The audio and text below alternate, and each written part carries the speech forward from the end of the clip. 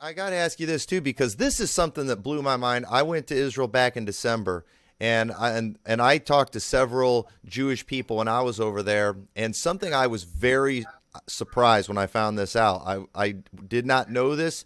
Most Christians do not know this, but I know as a Baptist, one of the things that many Christians teach, according to our eschatology, is many teach that the Jews are going to return to the land, which you said is contrary to Judaism to do that. But they teach before Jesus returns, the Jews are going to return to the land, and it's also taught that they're going to rebuild the temple as well. Well, when I went over to Israel, I talked to many people over there about the potential of rebuilding the temple, and I was shocked to find out that most Jews are not trying to get to build the temple, that you don't believe it should be built.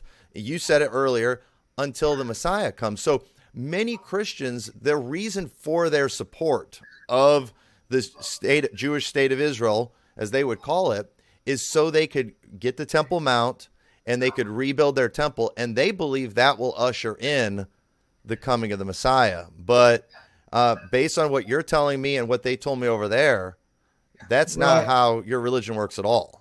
You're Let not me trying to let me build say it. something. Yeah, even more than that. I mean, we all, like I said, we every Jewish person says on the Passover, after we do the ceremony, whatever the Passover, we say at the end, the coming year in Jerusalem. Everybody says, none of our children ask us, hey, why don't you just buy a ticket and go? You said it last year. Why don't you buy? Because we teach them. They know. I mean, the coming year in Jerusalem means the revelation of God's glory, where all humanity will come up and serve Him in harmony. It says, all the nations will join arms. Yes, Aguda Echas. All the nations will join arms to serve God. So our religion, the 101 of Judaism, is we were sent. We took the Torah. We were sent into exile, and we will remain in exile until the Almighty will, in His compassion, will see it's time to return. All humanity will go up and serve Him, and God will build a temple. But more than that, it's just if you remember, Sharon, who was was one of the prime ministers, if you remember, went up on the Temple Mount to make a statement and took 1,000 soldiers, and they went up because he was making a political statement, nothing more than that.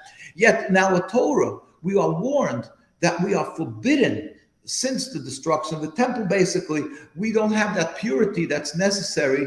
There's a certain way of being purified that we cannot do now.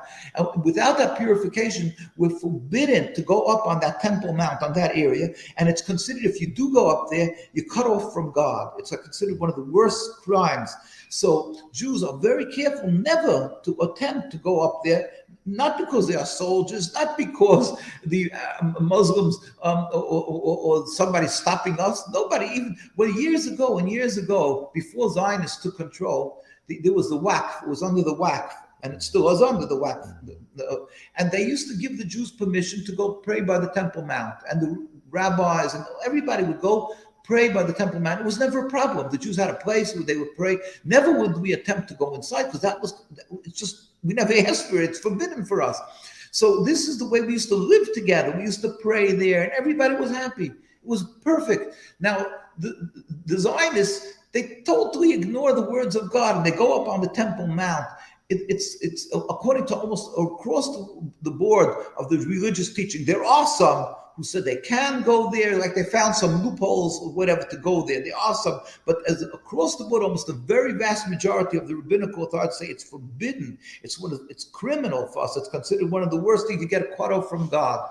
But that issue of going up on the Temple Mount, they may found somebody who's giving them backing, which is very questionable. But creating the state was certainly by everybody, because, like I say, the whole essence was created by a bunch of heretics who didn't keep the Ten Commandments, the Sabbath, and so forth.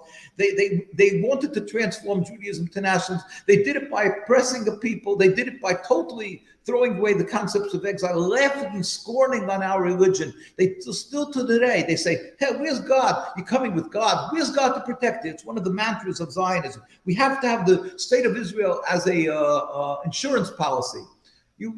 What's even more interesting, just this last week, not this last week, this last month, right before the high holidays, that Prime Minister Netanyahu, which he always seems to have the gall. When he goes to the United Nations, he always speaks about, oh, God gave us the land. He speaks about always he tries to base it on the Bible, always using the Bible, totally ignoring the fact that the rabbinical authorities around the world and the Jewish communities ostracized the Zionists from day one in Europe. But then he made many Jews go pray in Europe on the high holidays, and it hurts. He's very bothered by that because he wants everybody to go to the state. So he made a whole blasphemy. He spoke basic blasphemy and said, like, that the Jews only like he can protect only with his guns and everything, not God, or something like that. So God just showed him exactly where his guns and everything, what he could do with it. So basically, it's just a very tragedy. For us, it's a double nakba. The Arabs call it a nakba. To us, it's a double nakba because it's being done in our name.